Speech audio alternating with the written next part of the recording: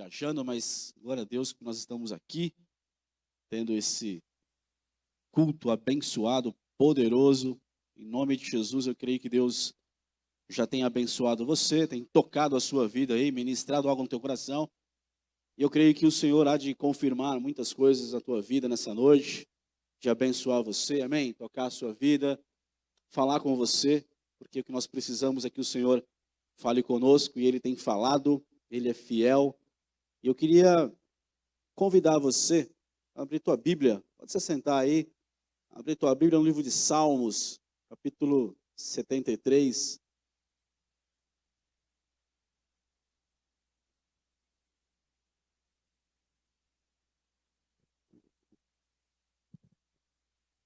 Bem, queridão, a gente vai usar aí a King James e a Corrigida Fiel, a gente vai, de repente, trocar aí no decorrer, então, me ajuda aí. Salmo 73.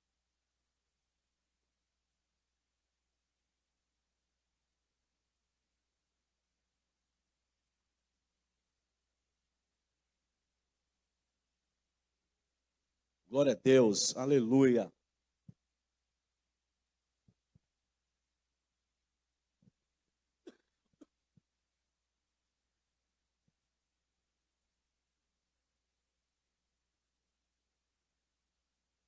Amém. Pode colocar a Corrigida Fiel aí que vai ser mais tranquila.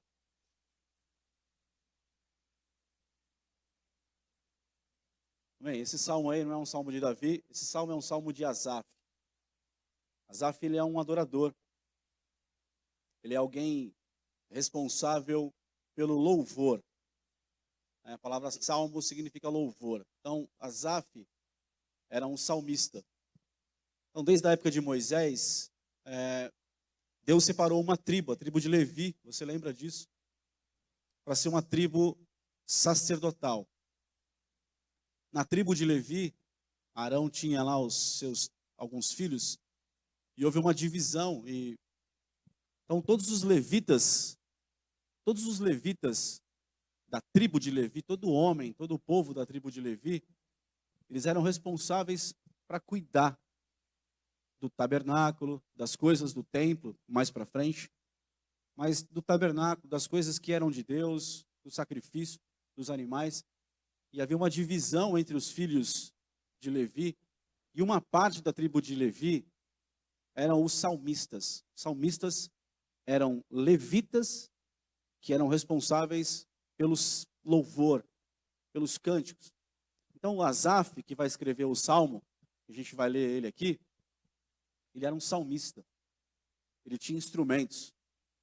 Ele tinha um chamado para adorar a Deus.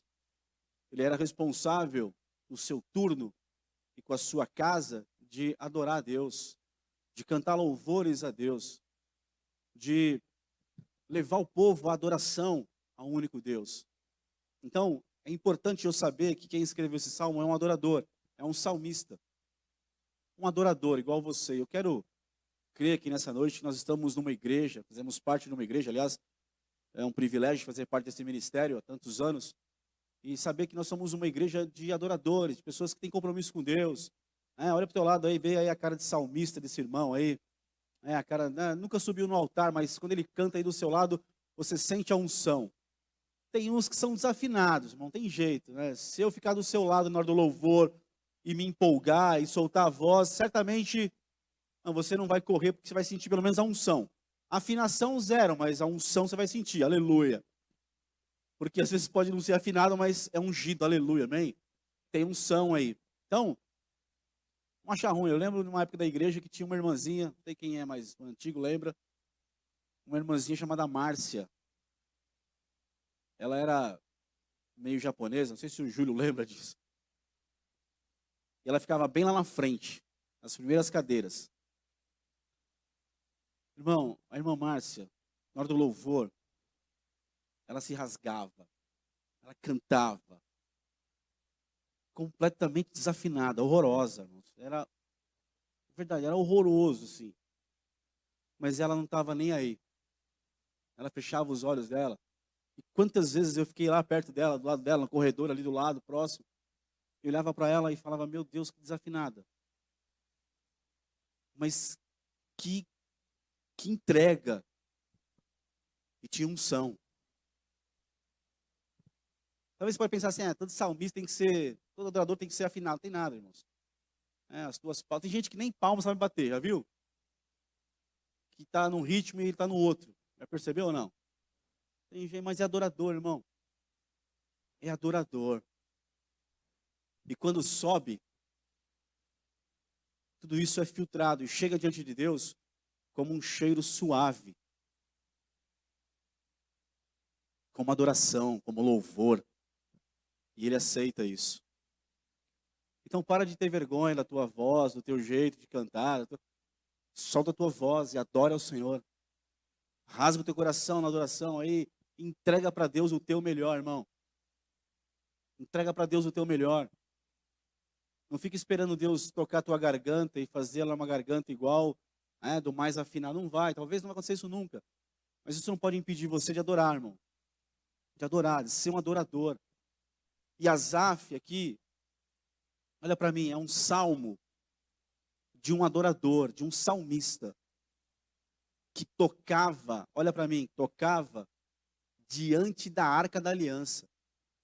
No tempo de Asaf, não tinha, Davi colocou lá uma tenda lá e colocou a arca, ele tocava diante da arca. Turnos de 24 horas de adoração. Ele tinha, sabe, aquela presença, bem perto ali da presença de Deus ali. E devia ser maravilhoso, devia ser tremendo o tempo desse salmista aqui. Mas o salmo que nós vamos ler é um salmo de crise profunda do coração e da alma de Asaf. Olha para o teu irmão e fala assim para ele, é um salmo de crise. Aliás, eu vou corrigir. Metade do salmo é crise. Fala para ele, metade do salmo é crise. É alma amargurada. Tribulação. Pensa num adorador que está em tribulação aqui. Amargurado. Era o Asaf até metade do salmo. Mas aí a história muda. O salmo tem umas divisões, eu não vou falar muito sobre isso, porque não é o que está no meu coração hoje, mas o salmo em si ele tem algumas divisões dentro dele. Então, ele começa bem, dizendo, verdadeiramente bom é Deus para com Israel, para com os limpos de coração. Isso é tremendo, não é? Você vir aqui, os irmãos, você, na hora do louvor, abrir teu coração, a tua boca e dizer, verdadeiramente bom é Deus para com Israel. Deus é bom para o seu povo. Deus é bom para o seu povo. Nunca deixe de crer nisso, de cantar isso, de declarar isso. Realmente isso é uma verdade. Verdadeiramente bom é Deus para com Israel, para com o seu povo, para com a igreja, para com o meu irmão, para com a minha casa, para com você, para comigo. Deus é verdadeiramente bom, Ele é bom mesmo. Isso não muda, irmãos. Mas mesmo isso sendo uma verdade, tem o verso 2. O verso 2 e o 3. A gente vai ler o 2 e o 3, diz assim, quanto a mim, os meus pés quase se desviaram. Pouco faltou para que escorregassem os meus passos. Pois eu tinha inveja dos nécios, quando via a prosperidade dos ímpios. Pode pôr a King James, e a gente vai orar enquanto você põe a King James. Feche os teus olhos aí. Pai, nós te louvamos por esse tempo, por esse dia. Te louvamos por esses dias. Te louvamos porque aqui nós tivemos a oportunidade de adorar o teu nome, de exaltar o teu nome, de glorificar o teu nome, de levantar os nossos louvores ao Senhor, talvez afinados, talvez desafinados, mas tudo tem saído do nosso coração e derramado na tua presença, para o louvor da tua glória. E cremos que chega na tua presença como aroma suave, como um incenso suave, como um cheiro gostoso na tua presença, porque foi a nossa adoração de coração sincero, de coração limpo na tua presença, ó Deus. E se nós não fizermos isso de coração puro, de coração limpo, de coração sincero, nos distraímos, nos perdoa por isso, mas nos ajuda nisso, no dia a dia, na nossa vida, a sermos adoradores, mesmo que nos derramamos diante do Senhor e cremos que o Senhor é bom, perfeito, maravilhoso, misericordioso, bondoso, que o Senhor resgata, que o Senhor salva, que o Senhor socorre, que o Senhor abençoa, que o Senhor tem os seus planos, e quando nós não entendermos os seus planos, Deus nos ajuda a não abrir a boca para pecar contra o Senhor, para blasfemar, para murmurar, não, mas nos aquietarmos e confiarmos que o Senhor sabe tudo o que está fazendo. Te louvamos por tua palavra, te louvamos pelo teu Espírito Santo que se move no nosso meio, que o Senhor se mova com liberdade, libertando, curando, operando maravilhas, convencendo dentro de nós aqui a nossa alma a nos dobrarmos, nos rendermos à tua presença e à tua infinita, soberana sabedoria. Fica conosco de uma forma sobrenatural, Pai, nessa noite, e que ao encerrar essa noite, toda a glória, toda a honra seja dada ao Senhor, porque o Senhor opera maravilhas. E eu tenho certeza que o Senhor não despede o teu povo vazio. E não permita que o teu povo vá embora do mesmo modo que entrou, mas vá embora curado, tocado pelo Senhor, ministrado pela tua palavra e pelo Senhor, em nome de Jesus. É isso que nós cremos, pedimos. É isso que nós clamamos nessa noite, nesse lugar aqui, em nome de Jesus. Amém. E amém. Amém. Só para lembrar, você me ajudar aí no final, a gente tem alguns pedidos de oração. Se eu esquecer, você me lembra, amém? A gente precisa orar para alguns irmãos. A gente vai orar no final, então se eu esquecer, você me lembra aí, dá uma cena que a gente vai orar pelos irmãos que pediram oração. Então, ele começa aí, verso 2 e 3. Quanto a mim, os meus pés quase tropeçaram, por pouco não escorreguei. 3. Porquanto eu acumulava inveja dos arrogantes, ao ver a prosperidade desses ímpios. Esse é um salmo, como eu falei, de crise. Porque o Asaf, o salmista, ele está declarando, ele começa o salmo dizendo assim, Deus é bom. Verdadeiramente Deus é bom e nada, isso não muda. Quanto a mim, eu, homem, eu, adorador, eu que sou justo, porque há uma diferença na Bíblia, entre justo e ímpio. Quem é o justo? O justo é aquele que tinha um altar. Então, de Gênesis a Malaquias, nós não temos Jesus ainda com o nome de Jesus, nascido de Maria, com a sua obra redentora de cruz. O que nós temos são tipos de Jesus, e são situações, altares, sacrifícios de animais que simbolizavam a vinda de Jesus. Então, de Gênesis a Malaquias, a velha aliança, nós temos tipos, e nós temos os justos do Senhor. Quem são os justos? São aqueles que tinham um altar, que criam em Deus, que criam que a salvação viria, que o Messias viria, que o Salvador viria. Profetizado desde Gênesis 3, quando o homem cai, Deus fala que da semente da mulher ia surgir um que ia pisar na cabeça do diabo, de Satanás, e ia dar vitória completa. Então há uma profecia. Então há um nome de justo. Aqueles que invocavam a Deus, que tinham um altar, que se arrependiam, que buscavam a Deus, que viviam a sua vida pela fé em Deus e na promessa de salvação. Esses são os justos da velha aliança. E quem são os ímpios? Os ímpios, são aqueles que não criam em Deus, não temiam a Deus, não tinham altar para Deus, eram idólatras, buscavam a sua própria vida, não tinham temor a Deus, não se importavam com Deus. Pelo contrário, zombavam de Deus. E você pega a tua Bíblia, você vai ver diversos casos ao longo da velha aliança que mostra claramente para mim e para você quem é ímpio e quem é justo. Há uma diferença entre ímpio e iníquo. Iníquo é uma pessoa que pode estar na igreja, pode ter confessado a Cristo, pode cantar louvores, falando iníquo, pode cantar louvores, pode fazer a obra, mas ele é iníquo, essa pessoa é uma pessoa iníqua, ela vive a iniquidade. Ela um dia aceitou a Jesus, ela conhece a Deus, um dia ela temeu a Deus, mas ela se desviou e tomou o caminho da iniquidade. Ela pode estar na igreja, mas ela é uma pessoa cheia de iniquidades. Ela precisa se arrepender para ser salva, senão ela vai para o inferno. Estou falando do ímpio. O ímpio é aquele que nunca temeu a Deus, não confessou a Deus, não respeita Deus, não tem altar, não tem nada e vive como se Deus não existisse. O Salmo está falando do ímpio, do justo e do ímpio. E aí, o adorador, o salmista, ele vai confessar o pecado dele, que os pés dele quase escorregaram, quase caíram. Volta no verso 2, por favor.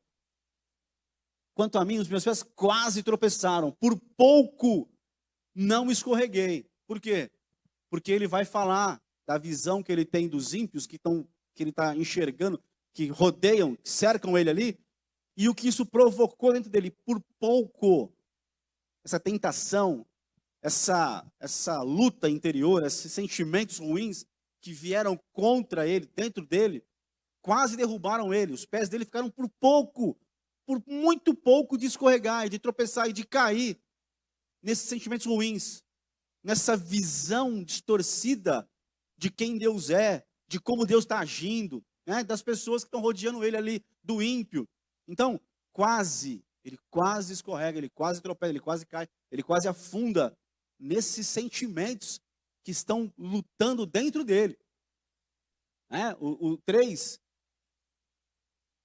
porquanto eu acumulava inveja dos arrogantes, ao ver a prosperidade desses ímpios. Ele sentiu inveja de um ímpio, de alguém que não temia Deus, que não respeitava Deus, que não tinha altar, que não tinha fé, que não falava de Jesus, não tinha Bíblia, não tinha Jesus para nós, né? Na época não tinha Jesus. Que não citava Deus, não se importava com Deus, aliás, blasfemava de Deus, ao contrário, que não temia Deus. E esse adorador que servia a Deus, que adorava diante de Deus, que tinha um chamado, que servia mesmo, que conhecia Deus, que conhecia a história de Deus, o que Deus fez na vida dele, do povo dele, ele está em crise. A alma dele está abalada, ele está pensando coisas muito ruins, ele tinha inveja de quem não temia Deus. E gente assim não está longe de mim, não está longe de você. Talvez na tua casa, na tua família, tem gente assim. Talvez no teu trabalho tem gente assim. Talvez na tua rua, na rua que você mora, tem gente assim. Talvez no mercado você vai fazer compra, você ouve pessoas assim, falando, pessoas arrogantes, pessoas que são ímpias, que não temem a Deus. Estão nem aí para Deus. E aí, 4 e 5. Aí ele vai dar uma visão, escute, a visão que ele, Asaf, em crise, tem do ímpio. Não é a visão de Deus, tá? É a visão do salmista em crise, do irmão crente em crise, tá? Não é de Deus, não é a visão correta de como a vida é. É a visão dele, em crise. Ele diz assim, eles não passam por crises e sofrimentos, e têm o corpo esbelto e saudável. Deixa aí.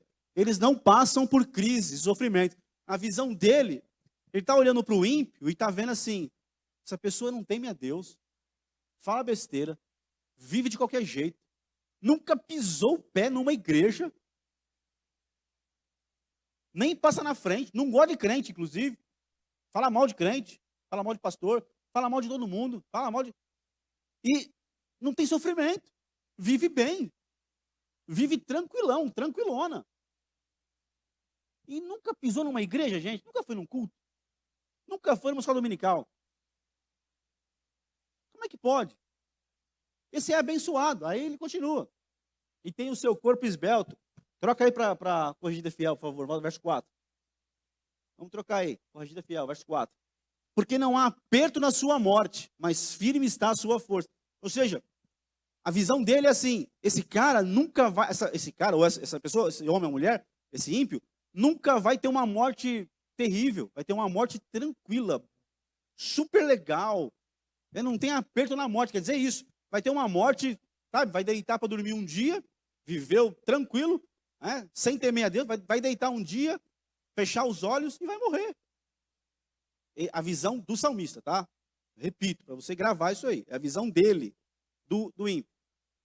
A morte não tem apertos, vai ser tranquilo. Não vai sofrer nada. Não vai ter uma tragédia, não vai ter uma doençazinha. O ímpio vai morrer, é a visão dele.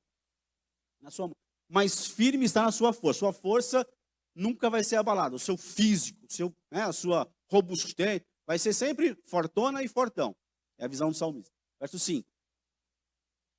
Não se acham em trabalhos como outros homens, nem são afligidos como os outros homens. Vivem sem esforço, tranquilo, e são recompensados por isso.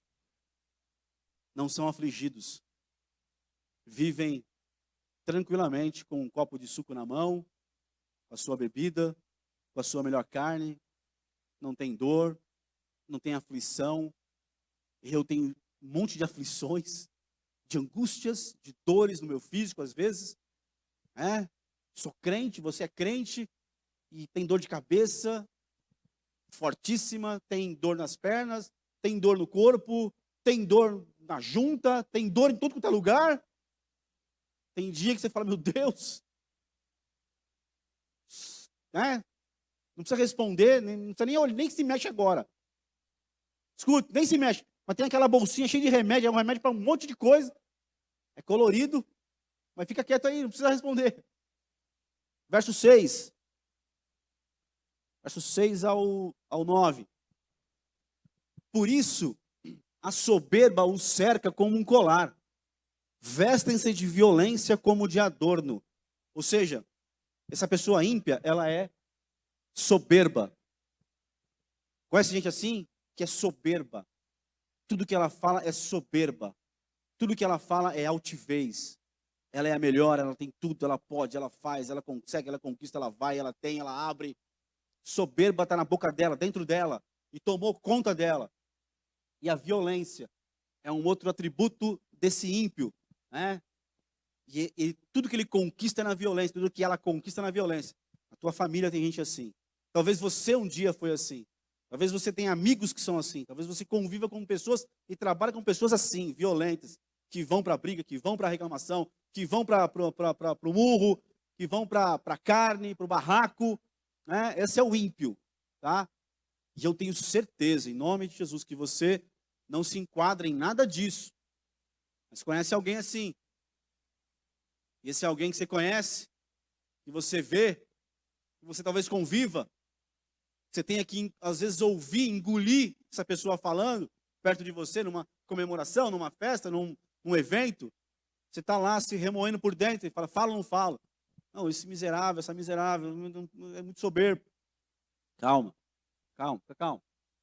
Verso 7. Os olhos deles estão inchados de gordura. Olha para mim aqui. Já ouviu a expressão olho gordo? Não ouviu? Já ouviu a expressão olho gordo? Quem já ouviu? Levanta a mão, pelo amor de Deus. Você está meio... Saiu daqui, da Bíblia. Tá? É um termo, e é mesmo. É um termo, os judeus começaram com isso, está na Bíblia. Os olhos deles são inchados de gordura, olho gordo. Porque o texto continua. Eles têm mais do que o coração podia desejar. Outra versão diz assim, tudo que eles desejam, eles conquistam, eles vão atrás, eles pegam para eles. Por quê? Porque tem olho gordo. Conhece gente que tem olho gordo? Que não é crente. Está cheio de gente assim. São ímpios. Que tem olho gordo. E você tem uma coisinha legal. E o olho gordo desse ímpio vem para cima daquilo que Deus te deu. E você tem até medo de contar para ela que conquistou. Você até esconde dela. Porque ela tem olho gordo. Ela vai querer aquilo que é seu. Desejar aquilo. O olho gordo saiu da Bíblia. Então quando você vê alguém de olho gordo, é Bíblia. Está aqui. Seus olhos estão inchados de gordura. Eles têm mais do que o coração podia desejar. 8. São corrompidos, ou seja, são imorais, são impuros, vivem a impureza, a imoralidade, pessoas ímpias, e tratam maliciosamente de opressão, falam arrogantemente, pessoas arrogantes, são pessoas que não têm temor a Deus, são ímpios. 9. Põem as suas bocas contra os céus, e as suas línguas andam pela terra. Ou seja, olham para o céu e diz, não tem ninguém lá. O céu nunca vai interferir aqui na terra no que eu faço. Eu posso fazer o que eu quiser aqui. Eu posso aprontar o que eu quiser. Céus não interferem aqui na terra. Isso é bobagem, isso é balela. Os céus não se importam com a terra. Isso é uma pessoa ímpia, que talvez se conheça. Verso 10 e 11. Por isso o povo dele... Põe a King James, por favor. Por isso o seu povo se volta para eles e se delicia sorvendo suas palavras até saciar-se. Ele está falando do ímpio, que é tudo isso, e que esse ímpio fala algumas coisas. E agora ele diz assim, por isso o seu povo, é o salmista falando do povo de Deus. Presta atenção, ele está falando, escorrendo a imagem de um ímpio, que não teme a Deus, e agora ele está falando do povo de Deus, que dá ouvidos para a palavra e para as palavras desses ímpios, e esse povo de Deus que não podia dar ouvido para esse tipo de palavra, começa da palavra, dá ouvido para essas palavras. Então ele está dizendo assim, estou discorrendo sobre o ímpio, o que ele faz, o que ele crê, como ele vive, por isso o seu povo se volta para eles, se delicia sorvendo suas palavras, até o seu povo, povo de Deus, começa a ouvir palavras de gente ímpia desse jeito, e começa a se deliciar com isso, achar que isso está certo, que é assim mesmo. É o salmista falando, discorrendo e mostrando como é a realidade. Verso 11. Eles questionam, acaso poderá Deus saber disso? O Altíssimo se ocupará desses assuntos? Por isso que eu falo que está falando do povo de Deus, porque agora o povo de Deus tem conhecimento de que nos céus há um Deus. E aí eles começam a se corromper com a atitude do ímpio. E começam a questionar até se Deus realmente se importa. E se Deus realmente vai fazer alguma coisa. E se Deus realmente está olhando para tudo isso. Está olhando para a vida realmente do ímpio. E realmente está olhando para a vida do justo. Olha como uma coisa fica séria no Salmo. Verso 12. Assim são os ímpios, sempre seguros, acumulando riquezas. Essa é a visão que o salmista dá dos ímpios, na sua crise pessoal, a sua alma amarga. Porque ele olha para o ímpio e vê o ímpio enriquecendo, prosperando, falando, fazendo, ficando cada vez mais forte, bombado, academia, suplementos, carros, casas, uma vida tranquila, nem doença, nem gripe, o abençoado do ímpio pega. Você bateu um ventinho, já pega uma gripe, já febre de 40 graus, tem que tomar um monte de remédio. Aí você olha para o lado e vê o ímpio fortão na academia, camisa da regata, você vê ele correndo na rua com fone sem fio. Essa é a visão do salmista em crise. Você dá dízimo, dá oferta, você paga o preço. E aí você olha um camarada, uma pessoa, talvez você conviva, a sua família, não sei aonde, apronta lá um monte de coisa e está andando de carro novo, casa poderosa, tudo isso. Essa é a crise de Asaf, o adorador, é a crise que nós podemos ser tentados a ter, a sofrer. E aí, assim são os ímpios, sempre seguros, acumulando riqueza. Senhor, só acumulam bens, riqueza, está seguro, não se abala. Aí, o Salmo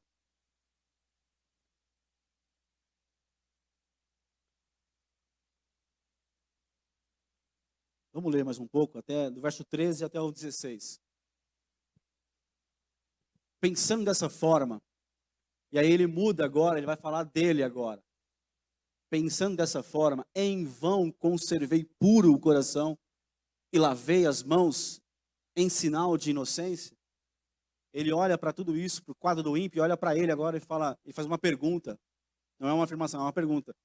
Será que foi em vão? Será que é em vão que eu conservei puro meu coração e lavei minhas mãos em sinal? Meu coração está puro. O Salmo vai dizer que quem habitará no monte do Senhor, aqueles que são puros de coração e limpos de mão.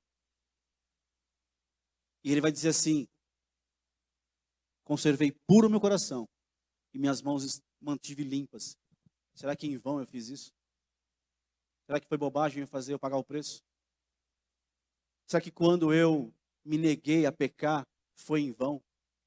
Será que quando o sentimento veio no meu coração e eu briguei com ele, mandei ele embora, e ele foi embora porque eu decidi temer a Deus, quando eu pude com as minhas mãos cometer atos de pecado, eu decidi recolher minhas mãos e guardá-las para o meu Deus, será que eu fiz isso em vão?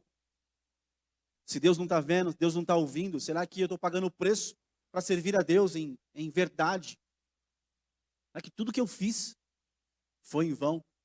Será que abrir mão da minha casa, do meu sofá, do meu descanso, para vir servir a Deus, para estar no altar, para abrir uma porta, para servir nas crianças, para servir adolescentes, para servir jovens, para servir o corpo de Cristo? Será que eu deixei tudo, paguei um preço, investi nisso, vim para cá? Será que eu mantive meu coração puro, minha mão limpa? Será que foi em vão isso? É uma pergunta do salmista. É uma pergunta para mim, para você. Será que foi em vão? E ele continua dizendo, verso 14. Para que me atormento o dia todo e sou repreendido toda manhã? Verso 15. Caso levasse a efeito me expressar assim, eu teria renegado a linhagem de teus filhos. 16. Todavia, quando busquei compreender tudo isso, reconheci que estava diante de uma tarefa muito acima das minhas forças. Ele não conseguiu entender essa crise dentro dele.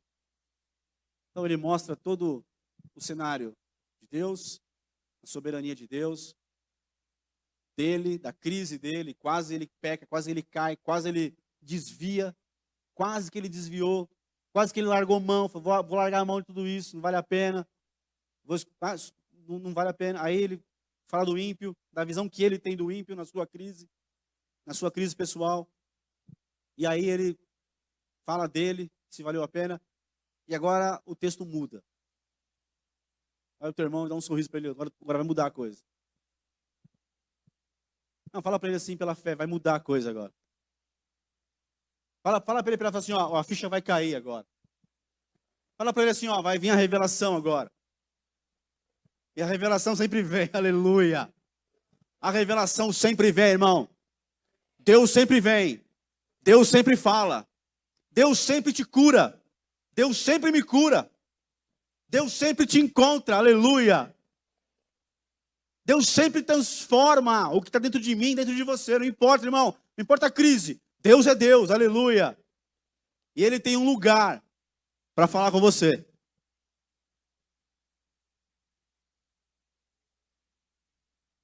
Verso 17. Até que entrei na casa de Deus.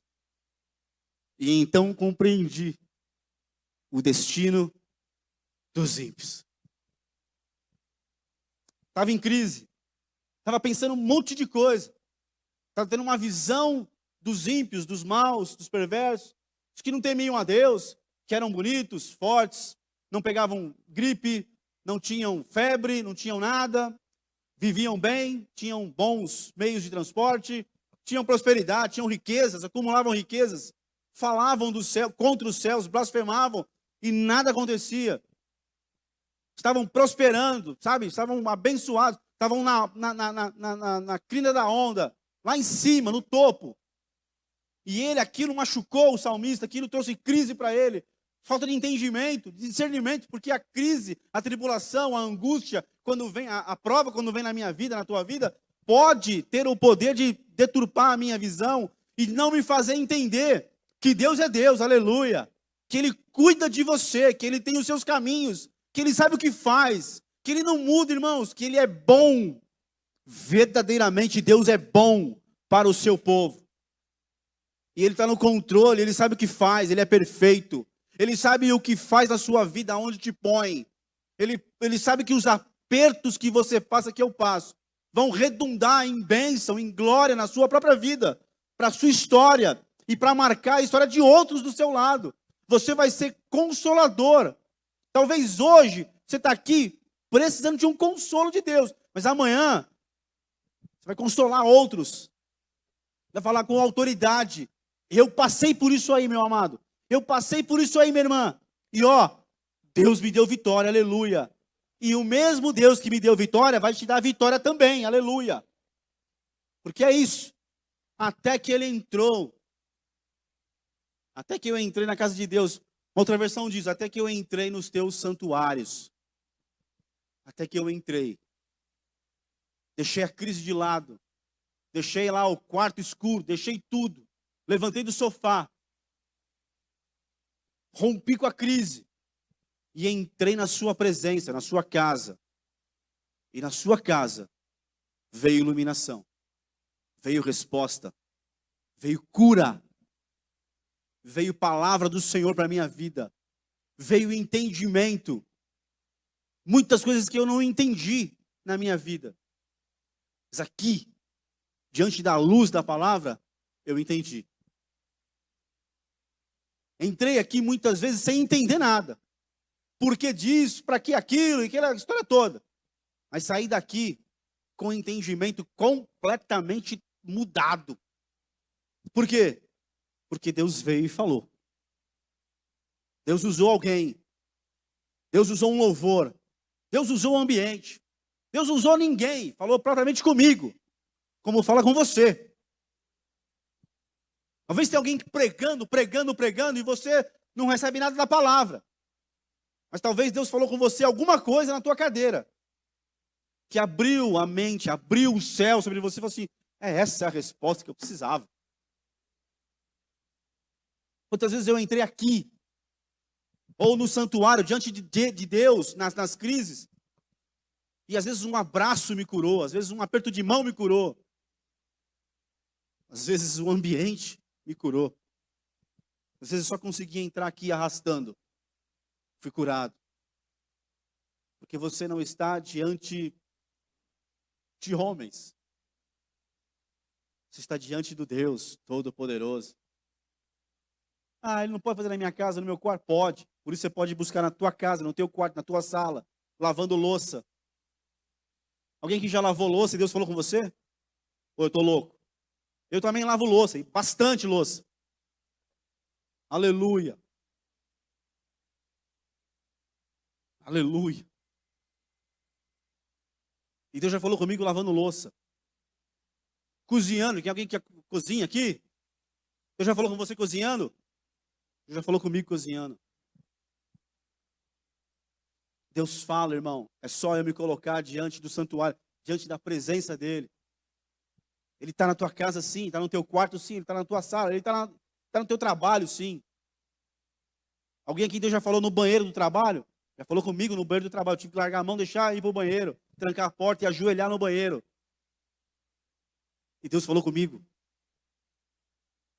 Até que você vai ficar em crise, você vai achar tudo errado, você vai achar um monte de coisa errada, você vai achar um mundo ridículo, até que você entre diante de Deus.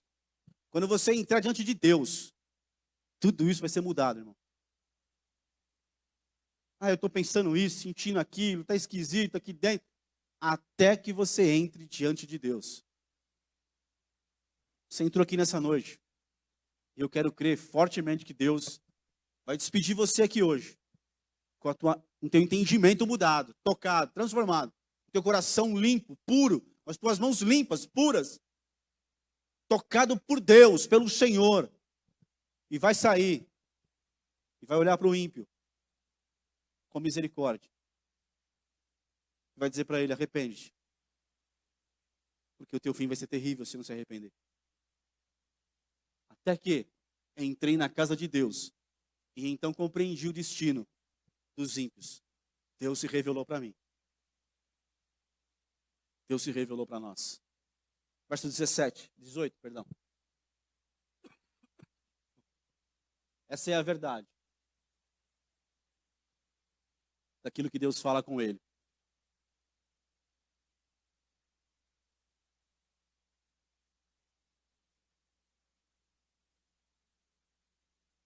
Essa é a verdade que Deus vai falar com ele agora. Na verdade, tu os colocas em terreno escorregadio e os fazes cair na destruição. Vai, vamos correr um pouco. Como são destruídos de repente, absolutamente tomados de terror. Agora ele vai contrapor, porque ele teve uma revelação diante de Deus, da verdade de Deus, não dele. Não das crises dele, mas da verdade de Deus. Aquilo que ele pensava que era verdade, agora Deus mostra para ele que não era verdade e mostra a verdade de Deus para ele. Vai dizer, vai discorrer agora, como são destruídos. Lembra que ele falou, a morte não é pesada para ele, não tem, morre tranquilo. Não, olha lá, ó. É o que Deus diz. Como são destruídos de repente, absolutamente tomados de terror. São como um breve sonho que se vai assim que acordamos. Né? Você ouve falar de alguém assim, aí você dorme. Quando você acorda, tem lá uma notícia em algum lugar dizendo, a pessoa morreu. Você fala, nossa, fica surpreso.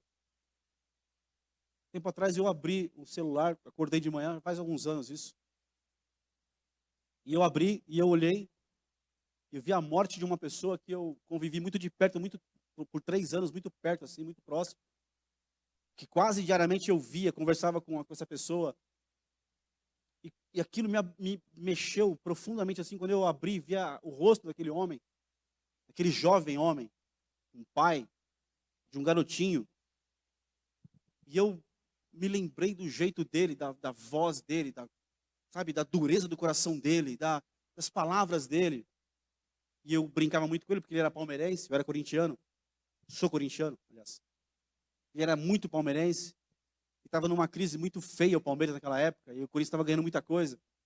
E eu pegava no pé dele. E ele é uma pessoa muito dura, muito amarga, muito grossa. Mas eu não me abalo com isso, então eu continuava zoando. Mas ele é uma pessoa muito dura, muito nervosa, muito estressada, de um nível assim de estresse que às vezes assustava. E quando eu vi a morte dele, eu fiquei abalado naquela semana, aquele fim de semana. É assim, você dorme, tá tudo bem, você acorda e a pessoa não está mais lá. É isso que o Salmo está dizendo. Assim que acordamos, quando te levantares, ó Senhor, tu os farás desaparecer. 21. Quando o meu coração estava amargurado e no meu íntimo curtia a inveja. Irmão, em nome de Jesus, essas coisas não podem estar no teu coração, nem no meu coração. Nós não podemos sentir isso, esta inveja e esta amargura. Isso não pode fazer parte do coração de quem é justo do Senhor, de quem é justificado pelo sangue de Jesus. Você não pode permitir que isso entre em você. E se entrou, você não pode permitir que fique lá. Se ficar lá, aquilo vai tomar proporções muito grandes. Você não pode, você tem que brigar com isso. Tem que clamar ao Senhor. Tem que buscar a face dele. Você tem que ler a palavra. Você tem que jejuar, eu não sei. Você tem que buscar ser liberto desse tipo de sentimento. Você não pode sentir isso. Claro que inveja eu não posso sentir de jeito nenhum. Amargura, de jeito nenhum. Nem contra ninguém. Né? Contra irmão, nem... Mas isso não pode estar no meu coração. Porque isso vai deturpar a minha imagem de Deus. Então você tem que brigar com isso, irmão. Veio inveja. Não tem inveja santa, tá? Às vezes alguém fala, uma invejinha santa. Isso é do diabo, irmão. Isso não existe. Eu não posso nem brincar com isso. Eu tive uma invejinha santa do irmão. Cai por terra. Não tem, não existe isso. Está na tua boca isso? Retira da tua boca. Não tem isso. Amargura. Amargura. Estar amargo. Você já viu gente amarga? Como é duro cruzar o caminho de alguém amargo. O olhar é amargo. A boca, o jeito da boca é amarga. A voz é amarga. Horror. Isso não, e tem crente que é assim, irmão. Crente não pode ser assim. Olha para o teu irmão do lado e vê o rosto dele de doçura, de amor, de graça, de misericórdia. Olha que semblante bonito, abençoado. Sabe por quê? Porque na vida desse amado aí, dessa amada, não tem amargura e não tem inveja. Agora, se está aqui e tem amargura e tem inveja, olha para mim aqui. Precisa ser curado, precisa ser liberto. Precisa. 22. Era eu um insensato ao nível que ele chegou, de salmista, de adorador. Ele viveu um tempo de insensato e ignorante. Minha atitude para contigo era semelhante à de um animal irracional. Ele está falando dele para com Deus. A atitude dele para com o Deus da vida dele. De um animal irracional. Crente não pode viver isso. A tua relação tem que ser de filho para pai. Pai, filho. De adoração. De quem ama. Quando chega nesse nível aqui, está tudo errado o evangelho dentro de mim. Então, não, é tempo da gente rever isso daí. Verso 23. Contudo, sempre estou diante de ti. Portanto, tomas a minha mão direita e me sustens. Tu me diriges de acordo com os teus desígnios, e no fim me acolherás em glória. A quem tenho nos céus, senão a ti, e na terra, nada mais desejo além de estar junto a ti. Embora minha carne e meu coração definhem, Deus é a rocha do meu coração e minha herança para sempre. Eis que perecerão os que de ti se afastam. Tu exterminas a todos os que te rejeitam. Eu, porém, tenho por felicidade estar na presença de Deus. Em ti, eterno Deus, deposito minha plena confiança para proclamar todas as tuas obras. O primeiro verso começou bem, depois ele entra numa crise, ele mostra toda a crise dele. E depois de ele entrar na casa do Senhor, de estar diante de Deus e deixar que Deus ministrasse nele, na vida dele, ele foi curado. E aí ele entendeu o verdadeiro caminho que o ímpio vai ter, se não se converter, não se voltar para Deus.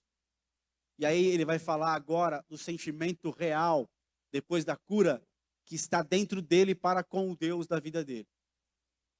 Ele vai reconhecer que Deus pega na mão dele e guia o caminho dele. Ele vai reconhecer todo o amor e toda a bondade de Deus para com ele. E ele vai declarar que ele não tem prazer maior na vida do que o Deus dele.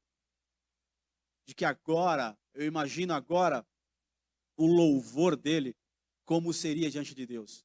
Depois que ele foi curado por Deus. Depois que ele esteve diante de Deus e apresentou para Deus, eu estou sentindo isso, eu estou pensando isso, eu estou vivendo isso, eu estou agindo assim. Mas eu não quero mais viver isso, agir isso, pensar isso. E Deus veio e curou ele. E aí ele se levanta.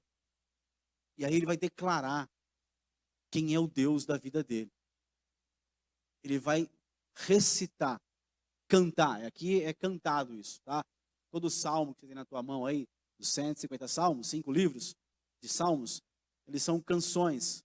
Tá? O judeu não ora isso, não recita isso falando, ele canta os salmos. São canções, são adorações, são louvores. Então agora ele vai cantar isso diante do Deus dele, porque ele foi curado. E você lembra na Bíblia muitas histórias de pessoas que há uma diferença entre elas. Saul e Davi. Ainda que Saul tenha sido do povo de Deus, ele tomou um caminho, ele chegou a um ponto que ele virou um ímpio. Toda a sua vida de povo de Deus, de tribo de Deus, ele abandonou aquilo e virou um ímpio, a ponto de buscar uma mulher que consultava os mortos, que Deus proibiu profundamente isso. E você vê Davi, você vê o fim da história de um e o fim da história do outro. Na Bíblia existem muitos casos, muitas histórias. Você lembra que um dia lá em Atos capítulo 12, do capítulo 7, 8, 9, depois do 8º de Atos, capítulo 8 de Atos, para frente, começa uma grande perseguição da igreja. Porque o povo ficou em Jerusalém, desobedeceu a Jesus, estavam meio perdidos ainda de como prosseguir como igreja. E aí Herodes mandou uma perseguição contra a igreja. E matou a Tiago. apóstolo de Jesus, e viu que isso agradava aos judeus, e continuou perseguindo. E aí ele prende Pedro, prende João, e aí Deus solta eles. Capítulo 12, ele prende de novo Pedro. Depois que Jesus liberta Pedro, a Bíblia diz que Herodes estava um dia no seu trono. Herodes sentou no seu trono. E começou, ele estava com raiva de um povo ali de Jerusalém, de um certo povo. E ele começou a julgar. Ele colocou a sua roupa de rei, a sua coroa. E a história diz que ele tinha o trono. E em cima do trono dele tinha uma claraboia, uma abertura no palácio, que entrava a luz do sol. Isso, o Flávio José, o historiador, vai contar sobre isso. Diz que quando Herodes sentou no trono para julgar e para deliberar ali, essa luz bateu na roupa dele e fez tamanho brilho, tamanha imagem, que quem estava ali ouvindo Herodes falar, olhou e falou assim: nossa, não é homem, isso é um Deus. Por causa do eco da sala e da luz que bateu na sua roupa. Naquele instante, a Bíblia fala que Herodes não deu glória a Deus. Pelo contrário, ele tomou para ele aquela glória de Deus. De homem invencível, de arrogante, de prepotente, de ímpio. A Bíblia fala que naquele instante, os céus disseram: passou o seu tempo, Herodes. Ele foi tomado por bichos. O Flávio Joséfo, ele vai contar, ele vai dizer que Herodes passou uma semana. Lá em Atos fala que ele morreu, comido de bicho. Mas na história diz que ele passou uma semana numa cama, sendo comido por bichos. Olha para mim aqui. As pessoas iam lá e viam Herodes na cama deitado e os bichos saindo do seu nariz, da sua boca. Ele foi comido por dentro por bichos. Vivo. Morreu assim. Um ímpio. A Bíblia fala de Nabucodonosor, um rei ímpio, terrível, rei da Babilônia. Aquele ímpio, arrogante, presunçoso. Esse homem do Salmo 73. Que um dia a soberba chegou tão alto no seu coração que Deus mandou anjos dizer assim: ó, acabou. Você teve uma chance, você não reconheceu a Deus, acabou. Ele passou 7 anos pastando como um boi. Perdeu o seu trono, foi para o mato, foi para a floresta, para a selva. Pastar como um boi, viveu 7 anos como um animal. Até que ele caiu em si e falou: Deus é Deus. Há um Deus nos céus. E eu reconheço ele hoje. A Bíblia fala que nessa hora, ele foi achado pelos seus servos e foi restaurado no trono. Teve uma chance ainda. E a Bíblia fala de muitos casos de ímpios e mostra o fim deles. É claro que a gente não está torcendo para o fim horroroso de nenhum ímpio. A oração da igreja não é essa. A vida da igreja não é essa. O sentimento da igreja não é esse. É de misericórdia, de amor, de salvação para todos. Jesus morreu na cruz por todos. O mesmo sangue, a mesma graça que me alcançou, alcança o pior de todos. Pode alcançar o pior de todos, como me alcançou. Mas eu não posso olhar para ninguém e achar: Deus não está vendo. Isso não pode virar uma crise no meu coração. Não pode. Amém? Eu queria chamar um grupo de louvor, a gente vai cantar um canto, vai adorar o Senhor aqui. Quero te convidar a ficar de pé. Quero convidar o Luan para colocar lá do verso 25.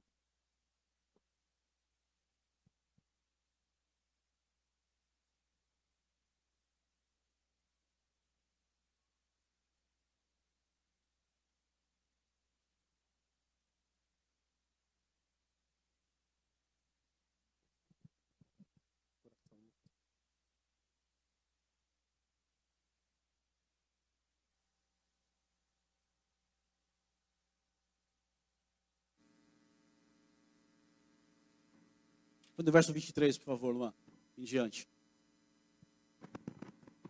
Enquanto eles têm uma direção ali de um louvor, eu queria que você lesse comigo novamente essa parte do texto. Contudo, sempre estou diante de ti. Portanto, tomas a minha mão direita, e me sustém. Essa é a palavra que eu tenho para você nessa noite, para a minha vida e para você.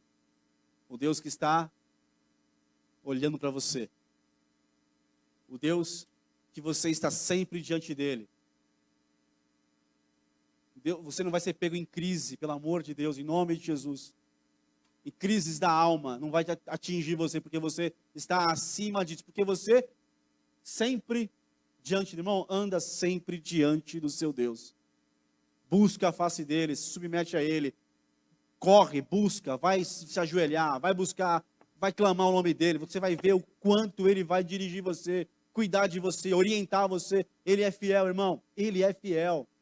Ele te livra de enrascada, ele abre porta, ele te salva, ele te resgata. Quando você for entrar num caminho e tem morte nesse caminho, ele vai dizer claramente, ó, não vai por aí, não tenho isso para você, isso é caminho de morte. E você para e fala, opa, eu ouvi a voz do meu Deus e eu vou por outro caminho.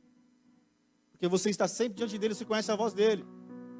Tomas a minha mão direita e me sustens. 24. Tu me diriges de acordo com os teus desígnios, e no fim me acolherás em glória. Esse vai ser o teu fim, vai ser o meu fim. O fim do justo. Não é fogo eterno, não é lago de fogo e enxofre, não. É eternidade com Deus. Ainda que passamos por tribulações, momentos difíceis, não abandonamos Deus. E Ele certamente não te abandona, aleluia. Essa crise aí, essa dificuldade econômica aí, essa enfermidade aí, não é para a glória da morte, mas é para a glória do nome de Jesus. Ele vai fazer algo poderoso. Ele vai entrar com provisão, com providência. Ele é fiel, irmão. Não solte a mão dele, não se desgrude dele, não largue ele, não perca ele de vista. Corra para ele, clame a ele. Você vai ver o milagre na tua vida, na tua casa. Você vai ver, irmão. Creia nisso, você vai ver. Aleluia. 25. A quem tenho no céu, senão a ti, e na terra nada mais desejo além de ti, estar junto de ti, aleluia. Está buscando o que, queridão? Está buscando o que, queridona? Qual é o teu prazer? Qual é a tua alegria? A tua alegria, o teu prazer é o teu Deus, é o nosso Senhor, é ouvir a voz de Jesus, é sentir a presença do Espírito Santo. É quando você ora, o teu corpo treme, a tua boca muda, as tuas palavras saem diferentes, o teu pensamento é transformado, pensamentos ruins vêm, você clama, você ora, você tem o teu prazer, você adora. Isso é um adorador, tem prazer no Senhor. O nosso cântico tem que ser um cântico de prazer ao nosso Deus, de louvor ao nosso Deus, de alegria, de regozijo, porque Ele é Deus, irmão. Porque a luta vai passar, aleluia. O desafio vai ser vencido, aleluia. E vai mesmo, não é jargão, não, eu creio nisso de todo o meu coração. Que Ele é poderoso para mudar a tua história, mudar a minha história. Para escrever de novo, aleluia. 26. Embora a minha carne e meu coração definhem, Deus é a rocha do meu coração, a minha herança para sempre. Irmão, não importa, eu estou ficando velho, não parece, passa ano, entra ano, né? Não importa se está doendo a tua perninha, não importa se está caindo o cabelo, não importa se já não dá mais aquele pique, não importa se vai abaixar para pegar um negócio e trava, tem que vir um médico, um SAMU, tem que vir um diguinho lá com uma viatura para resgatar você, porque você só abaixou, e travou daquele crack, você nunca mais levantou dali. Liga pro SAMU, aí ele chegou, você estava assim ainda, ó. Você não conseguiu voltar. Por quê? Porque minha carne, meu coração, meu coração não, mas minha carne muitas vezes define, irmão. Vai deteriorando. Vai aparecendo um pé de galinha. Vai aparecendo uma ruga. Mas não fica triste não, irmão.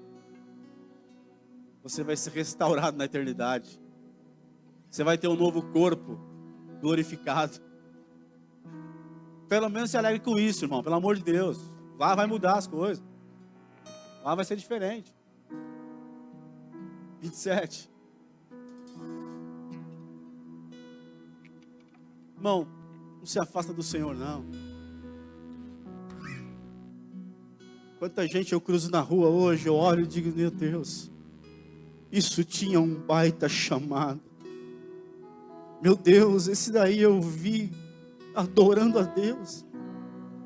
Meu Deus, essa daí eu vi orando como se fosse, nossa, que oração, que unção que tinha. Às vezes eu cruzo pelo caminho, olho e vejo, meu Deus, essa daí dançava de um jeito que parece que o pé não tocava o chão, flutuava. Tamanha unção, essa daí ensinava. Quando eu vejo alguma coisa, uma pessoa, eu olho, meu Deus, quantos cultos eu fui, essa pessoa ministrou e Deus falou comigo. E hoje, está tão longe de Deus, falando tanta coisa contra Deus.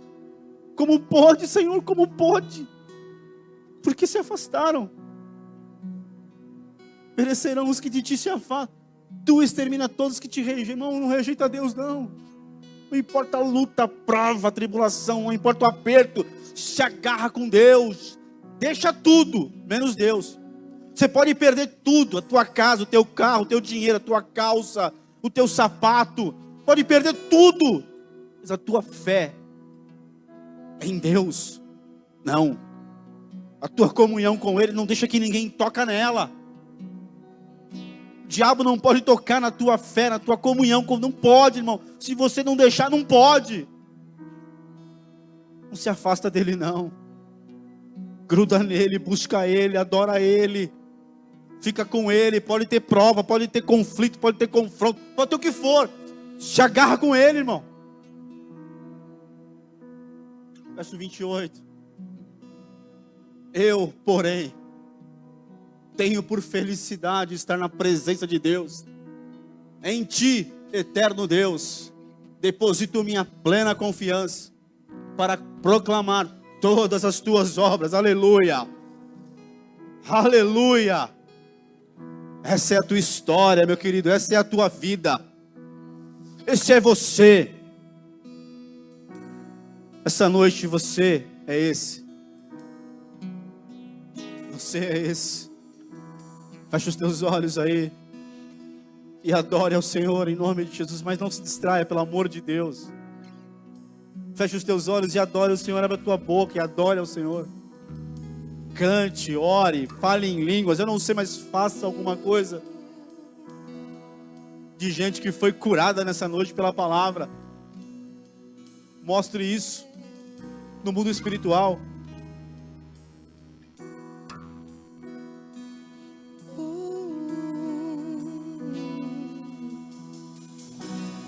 Aos seus pés estou, pra render tudo que sou a ti, tudo que eu tiver.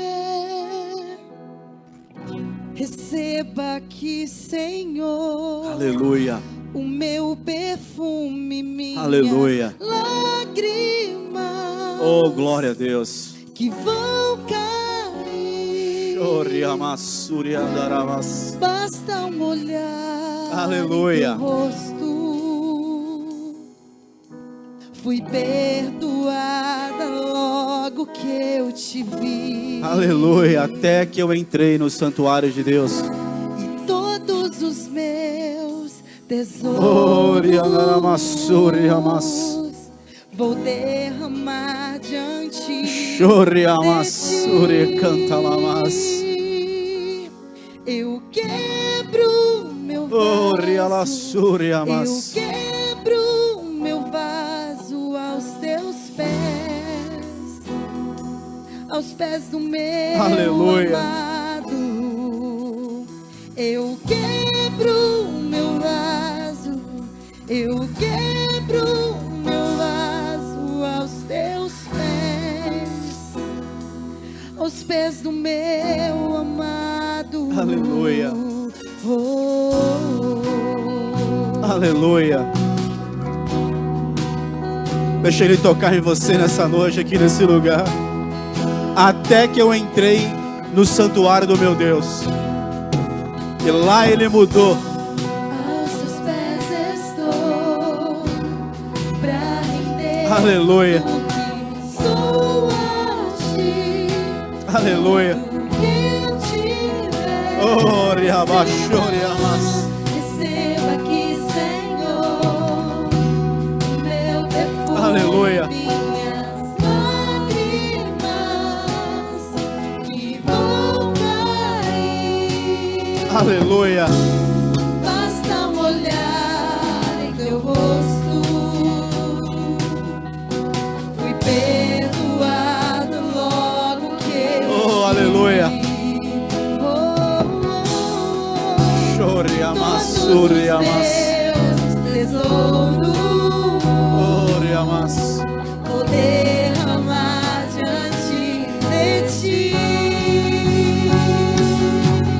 Eu quebro meu vaso, eu quebro meu vaso aos teus Oh, pés, rialamanas, aos pés do suriamas. meu amado. Eu quebro meu vaso, eu quebro meu vaso aos teus pés do meu amado.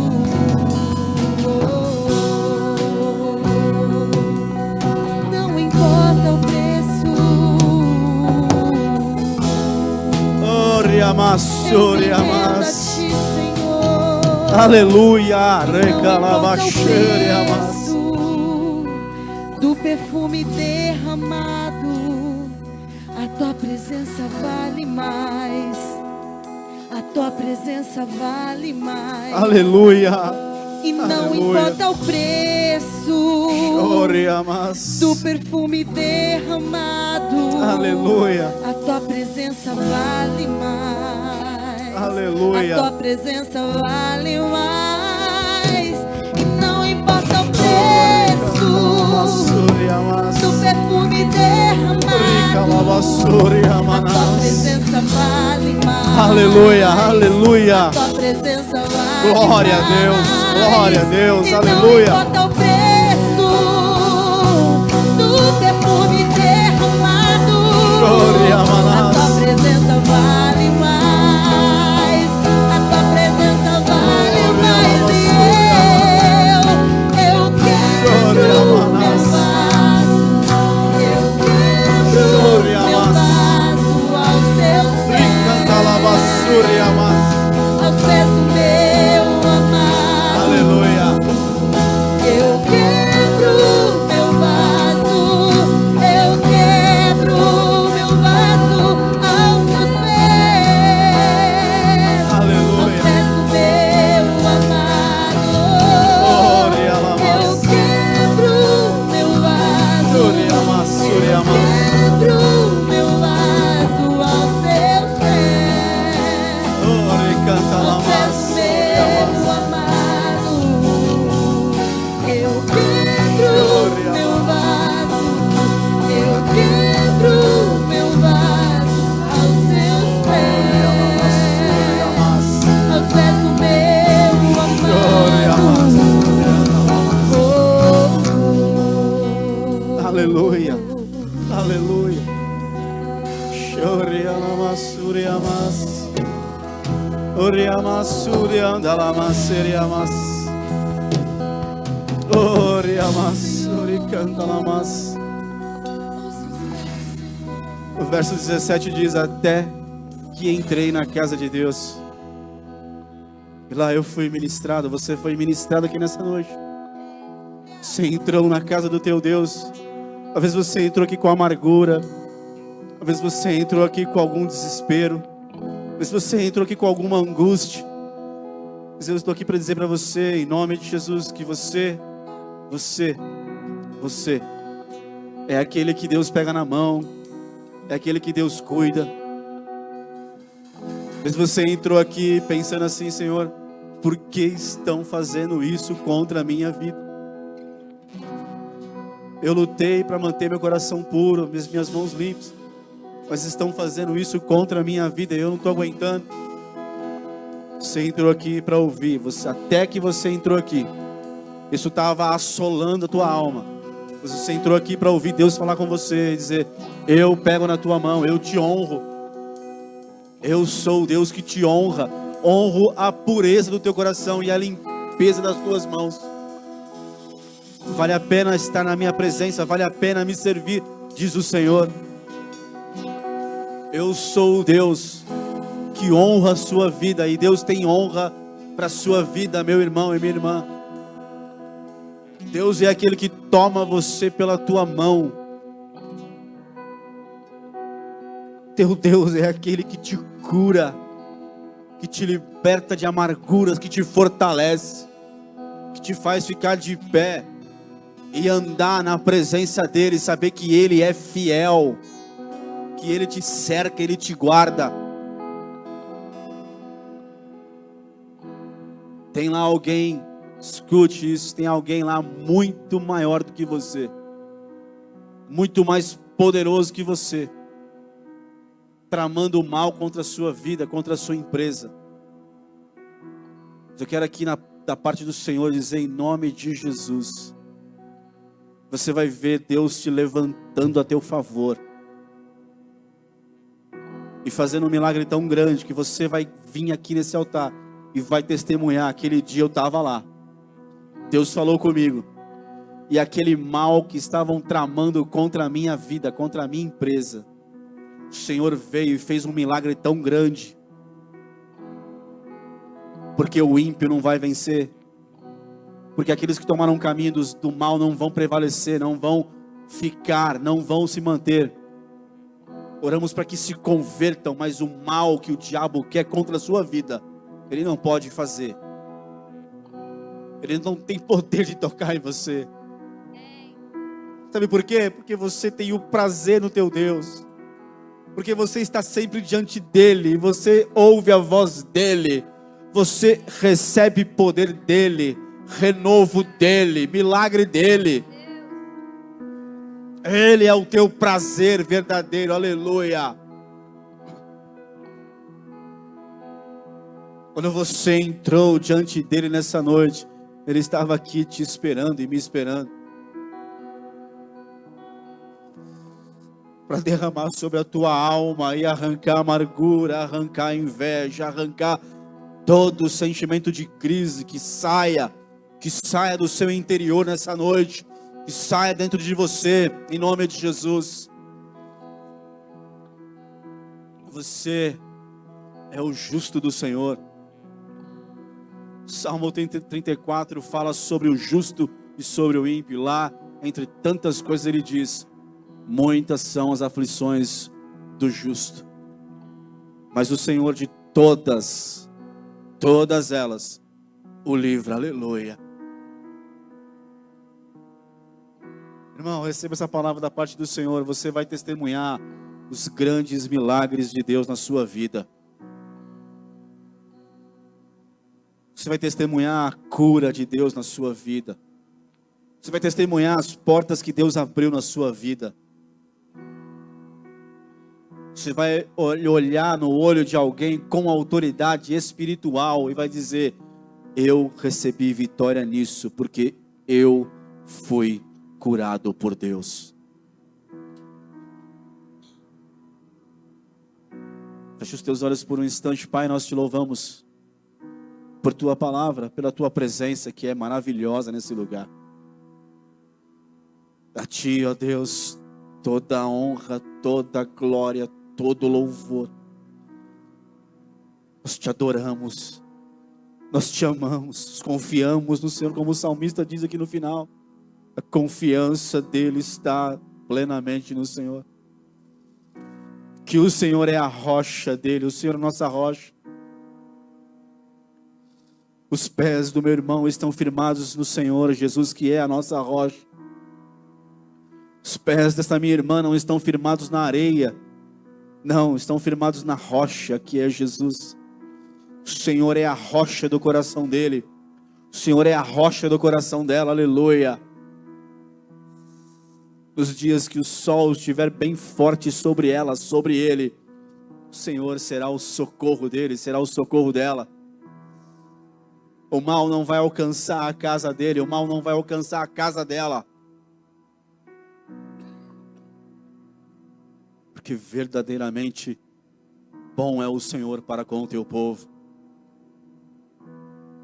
Nossos pés não vão escorregar. Nossos pés não vão cair, Senhor. Nós não vamos cair, não vamos despencar na nossa fé pelo Senhor. Guarda o teu povo, aleluia. Fortalece o teu povo. Dá uma semana de vitória, uma semana abençoada para o teu povo, ó Deus.